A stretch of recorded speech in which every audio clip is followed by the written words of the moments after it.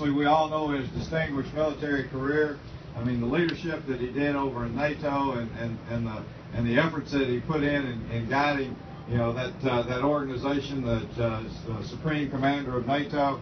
But the one thing that I want us to, and I feel particularly special about this, you know, we got a lot of great Arkansans that have gone up and been success nationally and internationally, and then they find another place to live. You know, they kind of come back every once in a while and may say hello and may not. But Wes Clark came back and made Little Rock his home, made Arkansas his home, and is investing his time and effort in making the country better with an Arkansas base. So I think we all ought to thank Wes Clark for what he's done. Thank you, Wes. He makes us proud, and certainly our men and women in uniform. You know, I was honored when I had a chance. I went through ROTC in Fayetteville, and I had an opportunity. I was a distinguished military graduate, and I think there are two things when I had a chance to go over to City Hall after spending one term in the legislature that really gave me the kind of foundation to go from managing one half of a secretary. I would split a secretary as a lawyer sometimes. Every once in a while I had a full secretary, but most of the time a half, to over 900 people I had to manage directly, and another 300 if you wanted to include water and wastewater and some of those folks that weren't under my direct supervision. And the two things that gave me the best opportunity to do that was the training I had in the military and then the opportunity to have gone to law school here.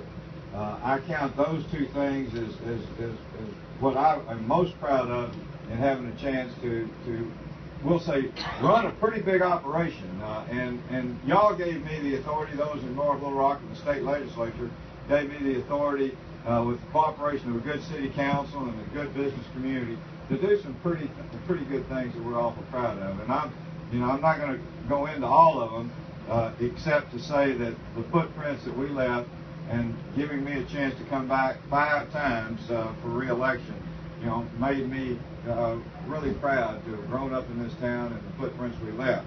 Harper, Isabella, and Savannah, where are y'all?